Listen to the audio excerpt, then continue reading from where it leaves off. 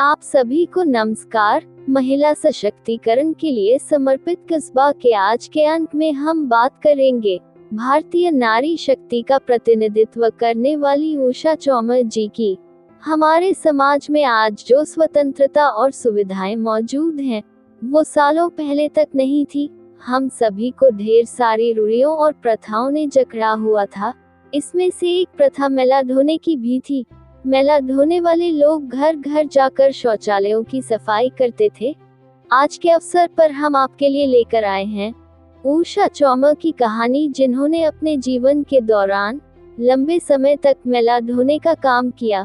चलिए जानते हैं उषा चौमर का फर्श से अर्श तक का सफर। राजस्थान के अलवर जिले की रहने वाली उषा चौमर बताती है कि उन्होंने बचपन से ही मैला धोने का काम शुरू कर दिया था। वह बताती है कि वो अपनी माँ के साथ लोगों के घर घर जाकर इस काम को करती देखती थी। यह काम आगे भी चलता रहा और उन्हें शादी के बाद खुद यह काम करना पड़ा। मैला धोने के अलावा उषा चौमर के पास कोई और विकल्प नहीं था। वह बताती है कि मैं शुरू से ही मैला धो रही थी, इसलिए कोई और काम करने का मेरे पास अवसर नहीं था। वह कहती है कि अगर मैं सब्जी बेचना शुरू करती तो कोई भी नहीं खरीदता, और मैं पार्लर का काम करती तो कोई मुझे अपने आप को छूने नहीं देता। इतना ही नहीं, जिन लोगों के घर में उषा चौमर काम करती थी, वो भी उन्हें दूर से पैसे फेंक कर देते थे। अलग बर्तन में खाना और किसी भी चीज को छूने ना देने जैसे कई भेदभाव का उन्होंने सामना किया था।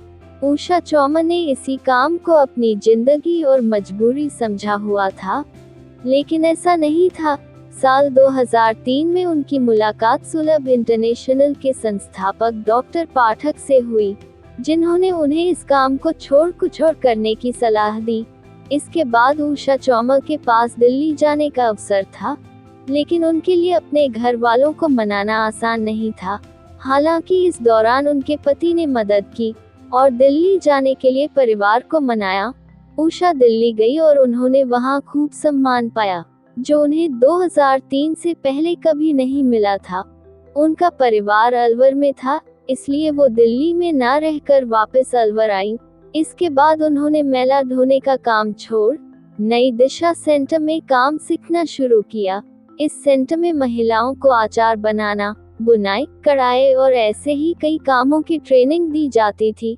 अब प्रश्न यह था कि इन सामान को खरीदेगा कौन। ऐसे में उन्हें सुलभ इंटरनेशनल संस्थान की मदद मिली। उषा चौमर ने इस मुलाकात को अपने जीवन में उमंग के रूप में देखा। उषा चौमर के साथ साथ और भी कई मैला धोने वाली महिलाएं नई दिशा सेंटर के साथ जुड़ी हुई हैं। आज उषा चौमर को न सिर्फ भारत बल्कि विदेश में जाना जाता है। वो भारत के अलग अलग राज्यों समेत लंदन, अमेरिका और साउथ अफ्रीका जैसे कई देशों की यात्रा कर चुकी हैं। उषा चौमर को साल 2020 के लिए भारत के माननीय राष्ट्रपति द्वारा प्रतिष्ठित पद्म श्री पुरस्कार से सम्मानित किया गया। स्वच्छता और सामाजिक सुधार के लिए उनका योगदान काफी सराहनीय है। उषा चौमर बताती हैं कि पहले लोग उनके साथ भेदभाव करते थे, लेकिन अब ऐसा नहीं है। जिन लोगों के घर में वो मैला धोने का काम करती थी, आज उसी घर के लोग उन्हें सम्मान के साथ देखते हैं। उन्होंने बताया कि पहले उन्हें जिन मंदिरों में जाने की अनुमति नहीं थी, आज उसी मंदिर के पंडित उन्हें अपने बच्चों की शादी के लिए आमंत्रित करते हैं। वह वाराणसी समेत भारत के तमाम बड़े मंदिरों में दर्शन कर चुकी हैं। लहरों से डरकर नाव पार नहीं होती और कोशिश करने वालों की कभी हार नहीं होती। इस पंक्ति को सुन ऐसा लगता है कि जैसे यह पंक्ति उषा चौमर के लिए ही लिखी गई है। वहीं उनका जीवन बताता है कि शौच और अच्छी सोच दोनों बहुत अहम हैं। आज वो हमारे देश और पूरी दुनिया में नारी समाज का सम्मान और गौरव बढ़ा रही है और नारी शक्ति के रूप में प्रेरणा बन चुकी है। कस्बा इस महान भारतीय नारी को उसकी कड़ी मेहनत, पक्के इरादे और अनुशासन के लिए प्रणाम करता है और कामना करता है कि हमारे भारत में हर दिन ऐसी बेटियों का जन्म हो। उषा चौमर जी को एक बार फिर बहुत बहुत बधाई एवं शुभकामनाएं। अगर आपको मेरा यानी कि सुनीता का यह प्रयास पसंद आया है तो प्लीज चैनल को सब्सक्राइब जरूर कर लें और बेल आइकॉन के बटन को भी दबा दें, जिससे हर वीडियो की जानकारी आपको मिलती रहे। साथ ही लाइक और शेयर जरूर करें।